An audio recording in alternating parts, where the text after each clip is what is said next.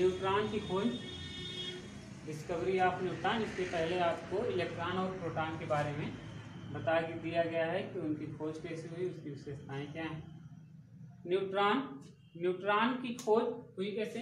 बेथे और बेकर दो वैज्ञानिक थे, बेथे और बेकर। बेथे और बेकर ने 1930 में बेथे और बेकर ने 1930 में बेरिलियम के नाभिक पर, जो बेरिलियम का नाभिक होता है, बेरिलियम के नाभिक पर अल्फा कणों की बौछार कर दी। इसी पर अल्फा कणों की क्या कर दी? बौछार कर दी। और उसके बाद उन्होंने देखा कार्बन 12 के अतिरिक्त यहाँ पर कुछ उदासीन किरणें उत्पन्न हुई। उन किरणों को बेथे और बेकर ने गामा नाम दिया। उन किरणों को बेथे और बेकर ने क्या नाम दिया? गामा नाम दिया। फिर से समझ लेंगे। बेथे और बेकर ने 1930 में बेरिलियम के नाभिक पर अल्फा कणों की बमबारी की। उसके उपरांत उन्होंने देखा कार्बन 12 के अतिरिक्त कुछ उदासीन किरणें उत्पन्न होती हैं, जिसको उन्होंने गामा किरण नाम दिया या गामा किरण कहा। तत्पश्चात 1932 में सर जेम्स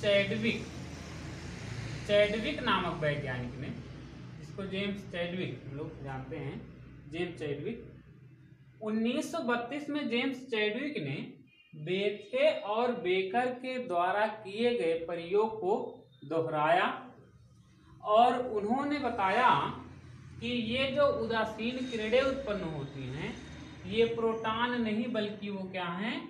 न्यूट्रॉन हैं। ठीक। बेथे और बेकर ने जो भी उदासीन किरणें उत्पन्न हुई थी उसको उन्होंने गामा किरण नाम दिया, बट चैडविक ने उनके द्वारा किए गए प्रयोग को दोहराया और बताया कि ये उदासीन किरणें जो उत्पन्न हो रही हैं वह गामा नहीं है बल्कि क्या है? न्यूट्रॉन है। और इनको उन्होंने न्यूट्रॉन नाम दिया। क्या नाम दिया? न्यूट्रॉन नाम दिया। इसके साथ इसकी विशेषताएं, न्यूट्रॉन की विशेषताएं क्या हैं? तो न्यूट्रॉन जो होता है, न्यूट्रॉन को सामान्यतः 0n1 के द्वारा इसको हम क्या करते हैं? प्रदर्शित करते हैं। तो 0n1 के माध्यम से इसको क्या किया जाता है? प्रदर्शित किया जाता है। और इसके बाद जो न्यूट्रॉन होता है, न्यूट्रॉन विद्युत उदासीन कण होता है, अर्थात इस पर कोई धनात्मक या ऋणात्मक आवेश नहीं होता है। ये जो कण होता है वह क्या होता है?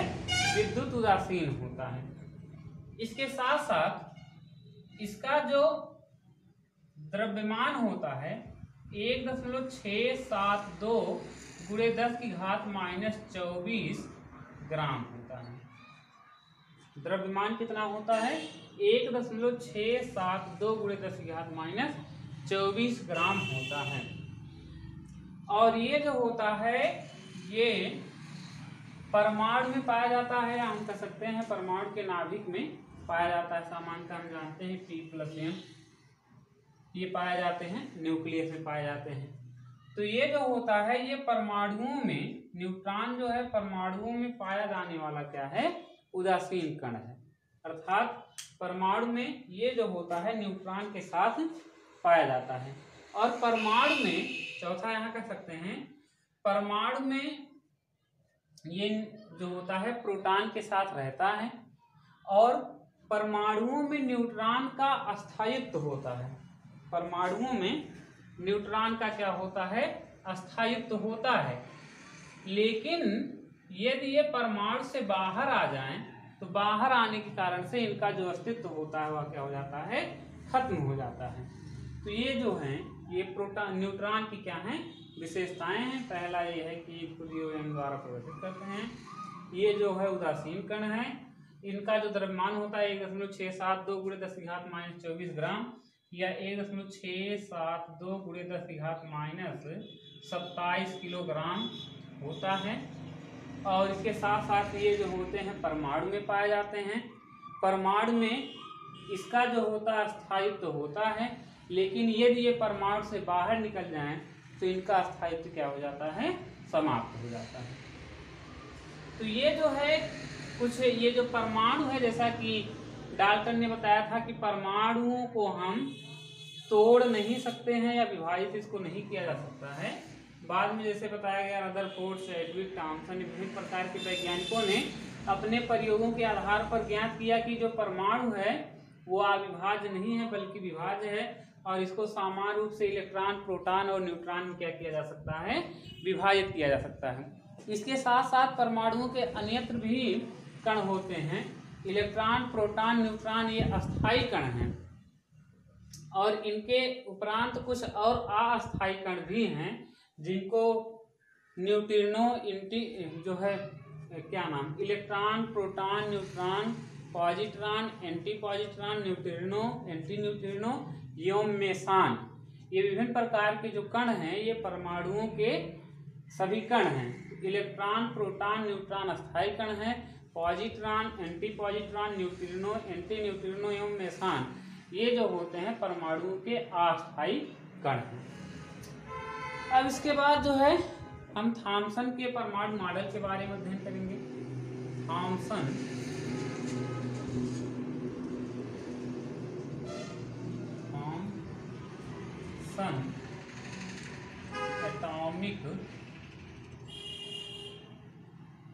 Atomic model.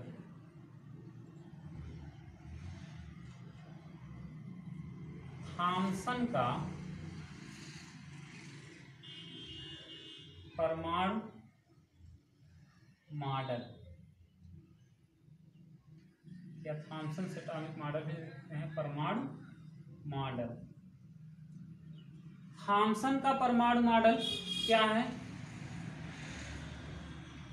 थॉमसन ने बताया कि परमाणुओं में जो होते हैं, परमाणुओं में इलेक्ट्रॉन, प्रोटॉन और न्यूट्रॉन इस तरह से व्यवस्थित रहते हैं जिस प्रकार से तरबूज के मानरसल भाग में उनके बीज धंसे होते हैं, ठीक इसी प्रकार से परमाणुओं में उसका जो धनावेश होता है वो दूसरा होता है, और उसमें स्थान स्थान पर इलेक्ट्रॉन वितरित रहते हैं। ये देखिए, इसको थॉमसन का तरबूज मॉडल भी कहते हैं। थॉमसन के परमाणु मॉडल को तरबूज मॉडल भी कहा जाता है।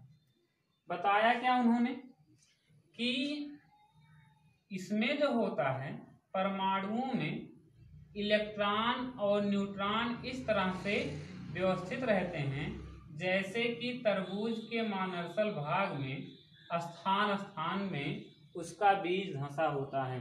जैसे कि ये कटा हुआ तरबूज है, इसमें स्थान स्थान पर जो इसके बीज हैं धंसे होते हैं, इसे उन्होंने बताया। और इसके साथ साथ बताया कि ठीक उसी तरह से परमाणुओं में जो होता है उसका धनावेश दूसरा होता है, और स्थान स्थान पर उनमें इलेक्ट्रॉन क्या होते हैं, वितरित रहते हैं। तो जो ये भाग दिख रहा है व्हाइट वाला, वो क्या हो गया, उसको पॉजिटिव कहा जा सकता है, पॉजिटिव है वो। और ये जो हैं अर्थात हम प्रोटॉन कह सकते हैं, और ये जो चीजें हैं ये क्या हैं, क्योंकि स्थान स्थान पर विड़ावेशित कण यहाँ पर व्यवस्थित हैं, तो इसको क्या कहा जाएगा, इलेक्ट्रॉन कहा जाएगा।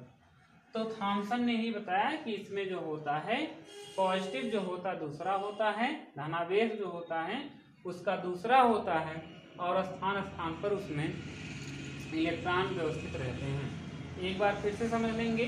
थॉमसन ने, और ये अपना एटॉमिक मॉडल जो प्रस्तुत किया था 1904 में, उन्होंने बताया था 1904 में थॉमसन ने बताया कि परमाणुओं में इलेक्ट्रॉन और प्रोटॉन इस तरह से व्यवस्थित रहते हैं जैसे कि तरबूज के मानरसल भाग में स्थान स्थान पर उसका बीज धंसा होता है। ठीक उसी प्रकार से परमाणुओं में उसका धनावेश दूसरा होता है, और स्थान स्थान पर क्या व्यवस्थित रहते हैं, इलेक्ट्रॉन व्यवस्थित रहते हैं।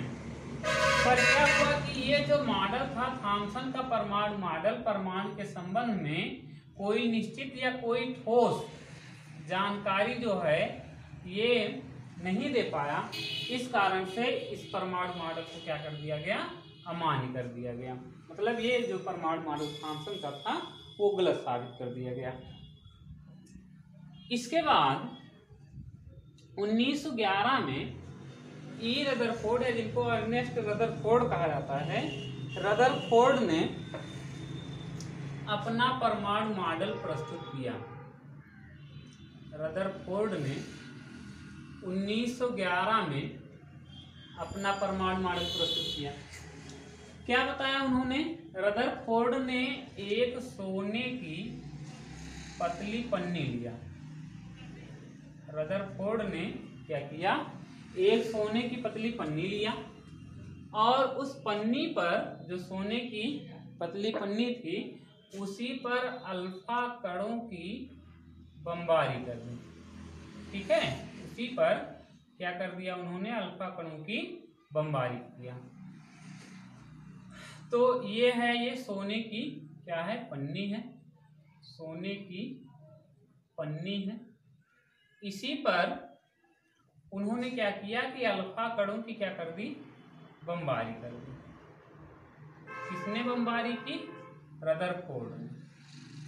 रदरफोर्ड ने 1911 में, रदरफोर्ड ने 1911 में सोने की पतली पन्नी ली और उस पर अल्फा कणों की क्या कर दी? बमबारी कर दी। जी, अल्फा, ये जो कण है, सभी कण, ये अल्फा।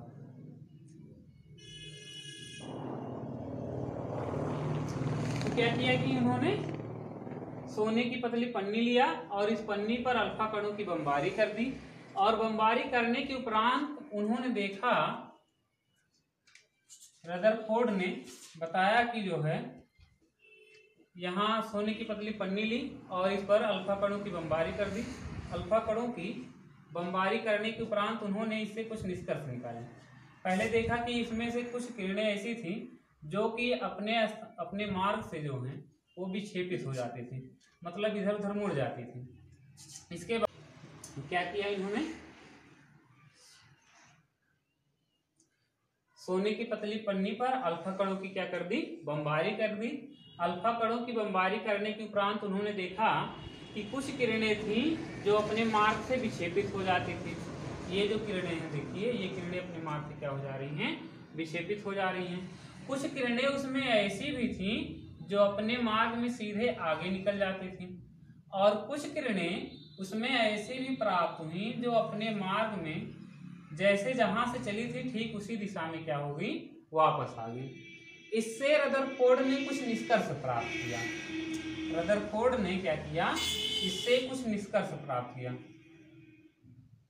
क्या निष्कर्ष प्राप्त किया उसको जानेंगे। पहला जो है, उन्होंने बताया कि परमाणु के केंद्र में एक धनावेशित भाग होता है जिसको नाभिक कहते हैं। परमाणु के केंद्र में एक क्या होता है? धनावेशित भाग होता है जिसको क्या कहते हैं? नाभिक कहते हैं। दूसरा उन्होंने बताया कि परमाणु का जो अधिकांश भाग होता है वो रिक्त होता है। परमाणु का अधिकांश भाग क्या होता है? रिक्त होता है।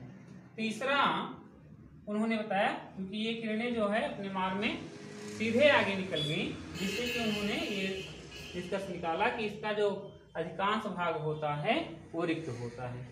तीसरा उन्होंने बताया, जो परमाणु की त्रिज्या होती है वो 10 की घात -12 से जो परमाणु की त्रिज्या होती है 10 की घात -12 से 10 की घात -13 सेंटीमीटर, और जो नाभिक की त्रिज्या होती है वो 10 की घात -8 सेंटीमीटर होती है। परमाणु की त्रिज्या क्या है? 10 की घात -12 से 10 की घात -13 सेंटीमीटर, और जो नाभिक की त्रिज्या है वो 10 की घात -8 सेंटीमीटर होती है। और उन्होंने बताया कि ये जो नाभिक होता है, नाभिक के चारों तरफ कुछ वृत्तीय कक्षाएं संभव हैं जिनको कक्षाएं या उन्हीं को ऑर्बिट कहते हैं या ऑर्बिटल कहते हैं। नाभिक के चारों तरफ ये जो है, इसके चारों तरफ कुछ वृत्तीय कक्षाएं संभव हैं जिनको जो है अस्थायी कक्षाएं कहते हैं, और इन्हीं कक्षाओं में इलेक्ट्रॉन जो होता है चक्कर लगाता है। और उन्होंने एक बात ये बताई कि ये जो इलेक्ट्रॉन इसमें जो चक्कर लगाते हैं, नाभिक के चारों तरफ जो वृत्तीय कक्षाएं हैं उसमें इलेक्ट्रॉन लगातार चक्कर लगाते हैं, और चक्कर लगाने के उपरांत साथ साथ ये जो होते हैं ऊर्जा का उत्सर्जन करते हैं। सभी जो इलेक्ट्रॉन होते हैं लगातार इस वृत्तीय कक्षाओं में चक्कर लगाते हैं, और चक्कर लगाने के उपरांत जो है इसमें ऊर्जा का क्या करते हैं, उत्सर्जन करते हैं। तो ये रदरफोर्ड का परमाणु मॉडल था। फिर से एक बार समझ लेंगे इसको। परमाणु मॉडल में बताया गया, सोने की पन्नी लिया, उसके बाद इस पर अल्फा कणों की बमबारी कर दी। उसके उपरांत उन्होंने देखा कुछ किरणें अपने मार्ग से विक्षेपित हो जाती हैं, कुछ सीधी रेखा में आगे निकल जाती हैं, और कुछ ठीक जहां से चली थी ठीक उसी दिशा में वापस आ जाती हैं। इससे रदरफोर्ड ने कुछ निष्कर्ष प्राप्त किया। पहला निष्कर्ष ये था कि जो है परमाणु के केंद्र में एक धनावेशित भाग होता है जिसको नाभिक कहते हैं। दूसरा बताया कि जो परमाणु का अधिकांश भाग होता है वो रिक्त होता है। तीसरा उन्होंने बताया कि परमाणु की जो त्रिज्या होती है 10⁻12 से 13 सेंटीमीटर, और जो नाभिक की त्रिज्या होती है वो 10⁻8 सेंटीमीटर होती है। इसके बाद उन्होंने ये बताया कि जो नाभिक होता है, नाभिक के चारों तरफ कुछ वृत्तीय कक्षाएं संभव हैं, उसमें इलेक्ट्रॉन चक्कर लगाते हैं, और ये भी बताया कि जो इलेक्ट्रॉन लगातार इसमें चक्कर लगाते हैं वो लगातार किसका उत्सर्जन करते हैं, ऊर्जा का क्या करते हैं, उत्सर्जन करते हैं। तो ये जो है, और एक बात मुख्य बात ये है कि यहाँ पर सोने की पन्नी ही क्यों लिया गया। कुछ लोग इसमें बताते हैं कि मतलब ये है कि सोने की पन्नी ही क्यों लिया गया। तो हम जानते हैं सोने की पन्नी इसलिए लिया गया क्योंकि सोना जो होता है उसमें तन्यता का जो गुण होता है वो सबसे अधिक पाया जाता है, इसलिए यहाँ पर किसकी पन्नी ली गई थी, सोने की पन्नी ली गई थी। इसके बाद अब ये जो रदरफोर्ड ने अपना परमाणु मॉडल प्रस्तुत किया 1911 में, उसमें कुछ कमियां भी थी। रदरफोर्ड के परमाणु मॉडल में कुछ क्या थी, कमियां थी। तो वो कमी क्या है, उस कमी को हम बताते हैं। पहली मुख्य कमी, जैसे उन्होंने बताया कि नाभिक के चारों तरफ वृत्तीय कक्षाएं पाई जाती हैं, असंख्य जो होती हैं ये वृत्तीय कक्षाएं पाई जाती हैं, इसमें इलेक्ट्रॉन चक्कर लगाते हैं। तो ये सही भी है कि नाभिक के चारों तरफ वृत्तीय कक्षाएं पाई जाती हैं, इसमें इलेक्ट्रॉन चक्कर लगाते हैं। लेकिन रदरफोर्ड ये निश्चित नहीं कर पाए कि इन वृत्तीय कक्षाओं में किन कक्षाओं में इलेक्ट्रॉन चक्कर लगाता है, और किस कक्षा में ये जो होते हैं कितने इलेक्ट्रॉन इसमें क्या करते हैं, घूमते हैं, चक्कर लगाते हैं। इसका जो वर्णन था वो रदरफोर्ड नहीं कर पाए। तो पहली कमी ये रही कि जो है नाभिक के चारों तरफ जो वृत्तीय कक्षाएं हैं उसमें किस कक्षा में इलेक्ट्रॉन किस कक्षा में भ्रमण करता है और कितने इलेक्ट्रॉन भ्रमण कर सकते हैं, इसका जो अध्ययन या इस बात को ये स्पष्ट ना कर सके। दूसरा बहुत इंपॉर्टेंट बात ये थी कि रदरफोर्ड ने बताया कि नाभिक के चारों तरफ जो वृत्तीय कक्षाएं इसमें इलेक्ट्रॉन चक्कर लगाते हैं सही है, और ये ऊर्जा का क्या करते हैं, उत्सर्जन करते हैं। ऊर्जा क्या करते हैं, ऊर्जा का हमेशा ये उत्सर्जन करते हैं। लेकिन अब ये मतलब ये लगातार घूमते हैं सही, लेकिन लगातार ये ऊर्जा उत्सर्जित करते हैं।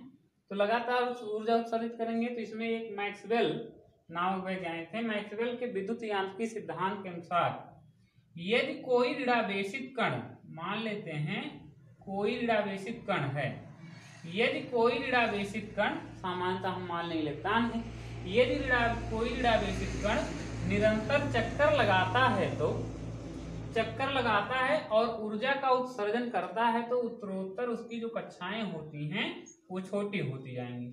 मतलब कोई ऋणावेशित कण है, लगातार चक्कर लगाया और ऊर्जा का उत्सर्जन करता है तो उत्तरोत्तर उसकी कक्षाएं क्या होती जाती हैं, छोटी होती जाती हैं, और अंत में एक ऐसी स्थिति प्राप्त होती है जिस पर कि ये जो कण होता है उस कण की समस्त ऊर्जा क्या हो जाती है, समाप्त हो जाती है।